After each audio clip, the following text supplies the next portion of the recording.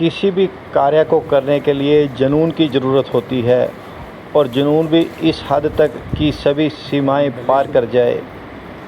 ऐसा ही कुछ कर दिखाया है हरियाणा के यमुनानगर के छछरौली में तैनात आईपीएस अधिकारी व छछरौली थाना प्रभारी डॉक्टर राजेश मोहन ने।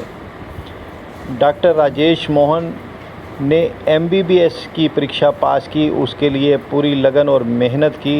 5.5 साल के लंबे अंतराल के बाद वह उसमें कामयाब हुए।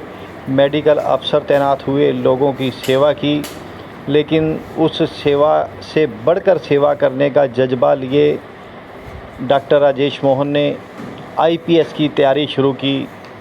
आईपीएस तैयारी काफ़ी मुश्किल भरी रहती है, यह सभी जानते हैं कि इसका पास प्रतिशत 0.1% है। देश में 700 से 800 लोग हर वर्ष मुश्किल से तैयार होते हैं। कैसे की तैयारी और क्या रहा जज्बा, सुनिए डॉक्टर राजेश मोहन से। मेरा नाम राजेश कुमार मोहन है। मैं 2021 बैच आईपीएस ऑफिसर हूँ और हरियाणा कैडर से बिलोंग करता हूँ। इस वक्त मैं छछरौली थाने के एसएचओ का काम कर रहा हूँ during my district practical training.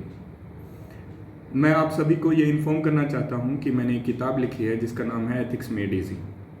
ये किताब मैंने उत्तराखंड के डीजीपी श्री अशोक सर के साथ मिलके लिखी है और ये वो किताब है जिसके बारे में मैं बात कर रहा हूँ। इस किताब के लिखने का मेन मकसद ये रहा है कि जो यूपीएससी की तैयारी करते हैं बच्चे, उनके पास एथिक्स जो चैप्टर है, जो कि जनरल स्टडीज़ में पेपर 4 बोलते हैं, उसके लिए एक कंसोलिडेटेड सोर्स नहीं है। मार्केट में बच्चे को अलग अलग सोर्सेज पर जाना पड़ता है, अलग अलग दुकानों पर जाना पड़ता है, अलग अलग किताबों को रेफ़र करना पड़ता है, तब जाके उसका कंप्रिहेंसिव एक तैयारी हो पाती है।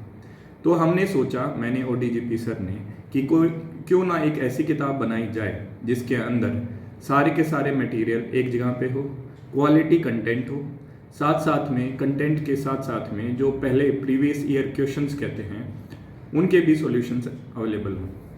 तो इस मकसद से हमने इस किताब पर काम करना शुरू किया और इस किताब के सेलिएंट फीचर्स में से कुछ सेलिएंट फीचर्स मैं आपको बताना चाहूँगा। पहला, ये किताब जो बनी है इसके अंदर एक साइंटिफिक तरीका यूज़ किया गया है जिसको बोलते हैं सोर्स ट्रेसिंग। जो यूपीएससी के पेपर में जो प्रश्न पूछे जाते हैं, कुछ गवर्नमेंट के रिपोर्ट्स के बेसिस पे पूछे जाते हैं। हमने कोशिश की है कि इन सभी रिपोर्ट्स से कंटेंट लिया जाए। दूसरा इसका जो सेलिएंट फीचर है वो है कि प्रीवियस ईयर क्वेश्चंस के मॉडल आंसर्स हैं। 2020, 21 और 22 जो लेटेस्ट ईयर के यूपीएससी के पेपर्स हैं, उनके आंसर्स डायरेक्टली किताब में हैं, जो कि आप देख सकते हैं। इससे पहले वाले क्वेश्चंस को एक्सेस करने के लिए हमने क्यूआर कोड दिया हुआ है, जिससे आप 2013 से लेके अब तक के जितने भी पीवाईक्यूज हैं यूपीएससी के सारे एक्सेस कर सकते हैं। तीसरा इसका जो यूनिक फीचर है इस किताब का वो है केस स्टडीज़। केस स्टडीज़ एक ऐसा पार्ट होता है यूपीएससी के सिलेबस के अंदर जिसके अंदर आपको थोड़ा सा अलग लिखना पड़ता है। उसकी अप्रोच, उसके लिखने का तरीका वो हर एक व्यक्ति का अलग है, हर एक यूपीएससी एस्पिरेंट का अलग है। तो हमने डिसाइड किया कि एक तो सभी को एक फ्रेमवर्क होना चाहिए कि केस स्टडीज़ को कैसे आंसर किया जाए। तो एक अलग से हमने एक चैप्टर बनाया जो कि आप देख सकते हैं, चैप्टर नंबर 8, जिसमें approaching case studies and resolving ethical dilemmas है। इस चैप्टर में हमने ये बताया है कि कोई भी केस स्टडी आए तो आप उसको कैसे सोचें कि इसका आंसर कैसे निकालना है, और उसका एक फ्रेमवर्क बनाया है जिसको आप अपने हिसाब से मॉड्यूलेट कर सकते हैं। इसके साथ साथ हमने previous year questions case studies के मॉडल आंसर्स दिए हैं। इसके साथ साथ हमने एक और यूनिक इनिशिएटिव लिया है कि जो ऑलरेडी सिलेक्टेड यूपीएससी कैंडिडेट्स हैं उनसे हमने बात की और उनको 5-5 केस स्टडीज़ दी और उन्होंने अपने हाथ से उनके आंसर लिखे हैं और उन आंसर्स को आप एक्सेस कर सकते हैं क्यूआर कोड की तरह। ये देखिए क्यूआर कोड है, इसमें जो एक मॉडल आंसर भी दे रखा है कि कैसे दिखेगा, तो ये सब कुछ आप देख सकते हैं। यहाँ पे एक लिस्ट है, जो कि 13 selected IAS, IPS, IFS officers हैं जिन्होंने 5-5 केस स्टडीज़ लिखी हैं। इनके हैंड रिटन आंसर्स आप इस किताब के साथ पा सकते हैं। और सबसे फाइनली सबसे लास्ट जो सेलिएंट फीचर मैं आपको बताना चाहूँगा वो है इस किताब की का साइज़। जनरली क्या होता है, बच्चा जब पढ़ता है तो इतनी मोटी मोटी किताब होती है तो उससे डर के उसको पढ़ना ही पढ़ता ही नहीं, स्टार्ट ही नहीं करता, उसको खोलता ही नहीं। तो हमने कोशिश की इतना सब कुछ एक कंसोलिडेटेड तरीके से एक ही किताब में दिया जाए। और इसके नंबर ऑफ पेजेस आप खुद देख सकते हैं।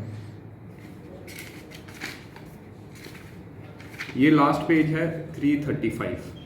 सो 335 पेज में हमने पूरे UPSC GS पेपर 4 की एक कॉम्प्रिहेंसिव वन स्टॉप सॉल्यूशन बनाई है जिसका नाम है ethics made easy, a unique approach to GS paper 4। एक आपका जो पृष्ठभूमि रहा MBBS रहा, आपके मन में IPS आने का विचार कैसे आया? देखिए MBBS करने के बाद एक बंदा डॉक्टर बन जाता है, उसके अंदर भी आपको समाज के लिए की सेवा करने का मौका मिलता है।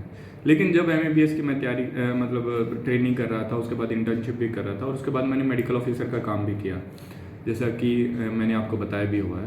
तो उस काम करने के दौरान मेरे को पता लगा कि हाँ मैं अच्छा काम कर रहा हूँ, इससे जो दर्द है इनका समाज का वो कम हो रहा है। लेकिन कई सारी ऐसी प्रॉब्लम्स हैं जो कि अगर हम एडमिनिस्ट्रेशन या फिर पुलिस के लेवल पे अगर हम उनको डील करते हैं तो कई सारी प्रॉब्लम्स उसी लेवल पे सेटल हो जाती हैं।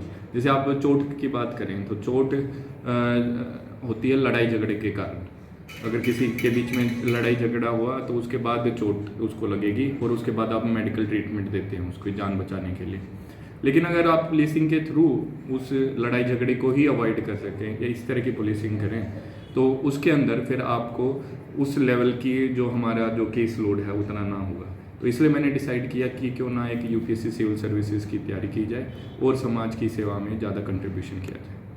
इसमें सर जिस तरीके से MBBS भी अपने आप में एक बहुत बड़ा कैरियर है, IPS की तरफ आए तो पेरेंट्स का या भाई बहन का सहयोग मिला या किसी ने कहा भाई MBBS ठीक है या UPSC ठीक है? ये देखिए जो रिलेटिव्स हैं वो सभी ऐसे कहते थे कि हाँ डॉक्टर बना हुआ है तो इतनी सारी मतलब एक्स्ट्रा मेहनत करके फिर दूसरा इतना ऐसा एग्ज़ाम जिसके अंदर ये नहीं पता हमें कि सक्सेस मिलेगी कि फेलियर मिलेगा। तो इस तरह की तैयारी कर रहे हो तो आप थोड़ा सा सोचें कि उसके अंदर डॉक्टरी के अंदर भी आराम से आप काम कर सकते हैं, बैठ के ज़्यादा पैसे कमा सकते हो उसके लिए। लेकिन इस मामले में मेरी फैमिली स्पेशली माय फादर और मदर ने मिलके बहुत ही ज़्यादा सपोर्ट किया और उन्होंने बोला कि हाँ तुम डॉक्टर बन के काम कर रहे हो, देश की सेवा कर रहे हो, तो क्यों ना आप कोशिश करें कि थोड़ी सी और सेवा किया जाए। हाँ मेहनत लगेगी लेकिन मेहनत करने में आपके साथ हैं उन्होंने बोला। और ये मैंने देखा भी क्योंकि मेरा जो सक्सेस मिली है मेरे को फर्स्ट अटैम्प्ट में नहीं मिली, 5th अटैम्प्ट में मिली है। तो इन सभी अटैम्प्ट्स के टाइम पे जब सक्सेस नहीं मिलती थी तो उन्होंने मेरा पूरा सपोर्ट किया। लगा है तो इसमें जो आपने किताब की तरफ आपका, क्योंकि खुद IPS बन चुके हैं, फिर बुक लिखा है, तो विचार कब आया? हाँ ये देखिए कि जो है ना MBBS की जो डिग्री है वो 5.5 साल की है, जैसे आपको भी पता है। MBBS की डिग्री के साथ साथ इंटर्नशिप को मिला लें तो अब 5th अटैम्प्ट हुआ तो लगभग 5 साल मेरे को इसकी UPSC की तैयारी में भी लग गए। तो उस तैयारी के दौरान मैं जैसे नोट्स बनाता था और इसकी तैयारी करता था, बहुत ही कॉम्प्रिहेंसिव तैयारी हो गई मेरी एक तरह से। मैंने अलग अलग जगह पे जाके नोट्स ढूंढ लिए। तो मैंने सोचा क्यों ना जो मैंने मेहनत की है उसका फ़ायदा दूसरों को भी मिले। तो मैंने डिसाइड किया जो भी मैंने नोट्स बनाए हैं जो गवर्नमेंट के सोर्सेज को फॉलो करके उनको मैं एक किताब की फॉर्म दूं और उससे जो UPSC एस्पिरेंट्स हैं, बच्चे हैं जो तैयारी कर रहे हैं, उनको दर दर की ठोकर ना खानी पड़े और एक ही जगह पे उनको सब कुछ मिल जाए। तो इस मंशा के साथ मैंने सोचा कि क्यों ना एक किताब लिखी जाए और इसको मैंने कई सारे जो ऑलरेडी सिलेक्टेड UPSC टॉपर्स हैं उनको भेजा रिव्यू करवाने के लिए और उन्होंने एंडोर्समेंट भी की। आप देख सकते हैं इंडियन फोरन अपाला मिश्रा, अभिनव सिवाज, गौरव बुडानिया, कनिका राठ, इन्होंने देखा और तो उनको लगा कि हाँ ये किताब बहुत ही बढ़िया है और ये मार्केट में आनी चाहिए। तो इस उद्देश्य से ये पब्लिश की गई है किताब। इसमें सर क्योंकि जो यूपीएससी सबसे बड़ा देश का पेपर, हर माँ बाप चाहते हैं कि उसका बच्चा आईपीएस बने, आईएएस बने, लेकिन बन नहीं पाते, राह नहीं जोड़ पाते या रास्ता नहीं मिलता।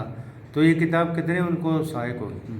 ये जो किताब जो यूपीएससी आप देखें कि बहुत ही सारे बच्चे जैसे बचपन से ही चाहते हैं कि मेरी इच्छा अभी 8वीं 10वीं एक्सट्रीम में होते हैं, किस एक्सट्रीम में जाए जिसमें यूपीएससी ईजी हो क्लियर कर लो? साइंस है, आर्ट्स है, कॉमर्स है या मेडिकल लाइन, कौन सी लाइन ईजी रहती है? देखिए जो है ना, ये डिपेंड करता है, ये मेरे को लग रहा है स्ट्रीम की बजाय ये बच्चे के ऊपर डिपेंड करता है कि उसको सक्सेस मिलेगी कि नहीं मिलेगी।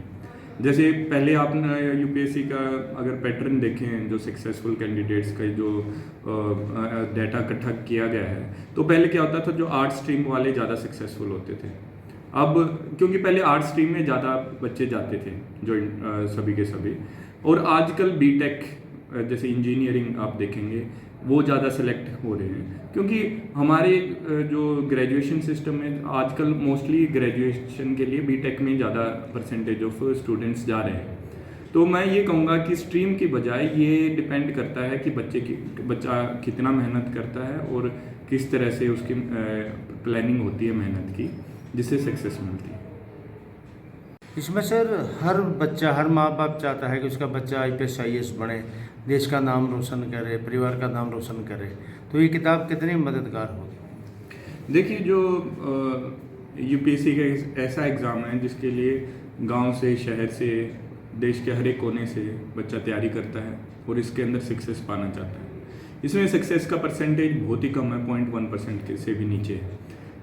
पूरे देश में से एक टाइम पे 700-800 के आसपास सिविल सर्वेंट्स बनते हैं एक साल में। तो यूपीएससी के एग्ज़ाम के लिए 3 स्टेजेस होते हैं, प्रीलिम्स, मेंस और इंटरव्यू। ये जो किताब है, जो मेंस का जो पेपर जीएस पेपर 4 है उसके लिए बनी है। तो ये किताब जीएस पेपर 4 की तैयारी में ज़रूर हर एक यूपीएससी एस्पिरेंट को हेल्प करेगी। इसके साथ साथ जो स्टेट पीसीएस होते हैं उनमें भी आजकल एथिक्स एक सॉलिड कंपोनेंट है। आप देखिए हरियाणा स्टेट पीसीएस हो गया, पंजाब का हो गया, उत्तर प्रदेश का हो गया, उनका सिलेबस में भी एथिक्स का एक बहुत बड़ा रोल रहता है। तो उसमें ये किताब उनको हेल्प कर सकती है। इसमें सर जैसे आप